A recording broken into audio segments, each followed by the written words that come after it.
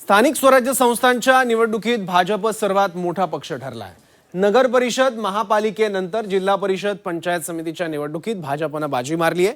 मवियाला जिल्हा परिषदेमध्ये खातही उघडता आलेलं नाहीये। पाहूयात।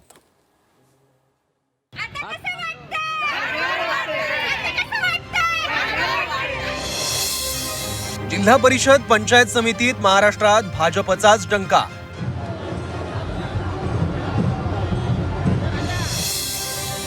महाराष्ट्रात भाजप सर्वात मोठा पक्ष।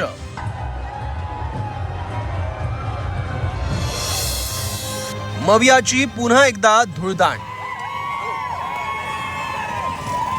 आधी नगर परिषद, नगरपालिका, त्यानंतर महानगरपालिका आणि आता जिल्हा परिषद निवडणुकीत भाजपनंच विजयाचा झेंडा फडकवलाय।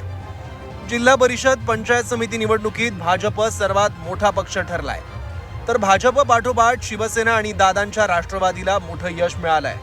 जिल्हा परिषदेतही भाजपनं विजयाची घोडदौड कायम ठेवत आपणच बाहुबली असल्याचं दाखवून दिलं। 12 जिल्हा परिषदांपैकी भाजपनं 7 जिल्हा परिषदांवर झेंडा फडकवलाय, तर शिंदेंच्या शिवसेनेनं 2, तर दादांच्या राष्ट्रवादीनं 2 जिल्हा परिषदेत सत्ता स्थापन केली आहे। तर काँग्रेस आणि ठाकरेंची शिवसेना 0 आणि पवारांच्या राष्ट्रवादीला 1 जागा मिळाली आहे। 125 पंचायत समितींपैकी भाजपनं 51 ठिकाणी विजय मिळवलाय। शिंदेंच्या शिवसेनेनं 32, राष्ट्रवादीनं 28, काँग्रेसनं 7, ठाकरेंच्या शिवसेनेनं 5, तर पवारांच्या राष्ट्रवादीनं 2 पंचायत समितीवर विजय मिळवलाय। अतिशय चांगला अशा प्रकारचा हा कल समोर आलेला आहे। भारतीय जनता पक्षाकरता देखील आपला 2017चा रेकॉर्ड हा भाजपने तोडलेला आहे। 2017 साली या जिल्हा परिषदांमध्ये भाजपला 141 जागा होत्या आणि भाजप हा नंबर 1 पक्ष म्हणून या ठिकाणी एस्टॅब्लिश झाला आहे। नगर परिषद आणि महापालिका निवडणुकीत भाजपनं प्रचाराचा धडाका लावला होता, मात्र अजित पवारांच्या निधनानंतर भाजप दादांच्या राष्ट्रवादीनं प्रचार न करण्याचा निर्णय घेतला होता।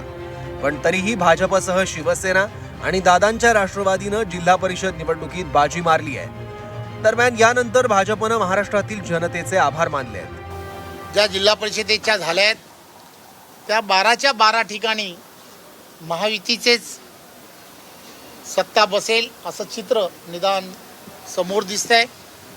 125 पेक्षा जास्त पंचायत समिती ज्या आहेत त्यामध्ये सुद्धा भारतीय जनता पार्टी 50 पेक्षा जास्त ठिकाणी सत्ता स्थापन करेल। भारतीय जनता पक्ष हा जिल्हा परिषद निवडणुकीमध्ये आणि पंचायत समिती निवडणुकीमध्ये क्रमांक 1चा पक्ष असेल।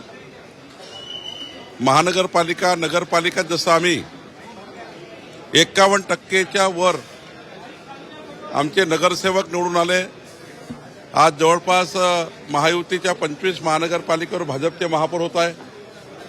जवळपास 150च्या वर नगरपालिकामध्ये महायुतीचे नगराध्यक्ष झाले। आता जिल्हा परिषदमध्ये सुद्धा जवळपास 8 जिल्हा परिषदवर भारतीय जनता पार्टी महायुतीचे जिल्हा परिषदेचे अध्यक्ष असतील। अनेक मोठे यश भाजपला मिळालं आहे।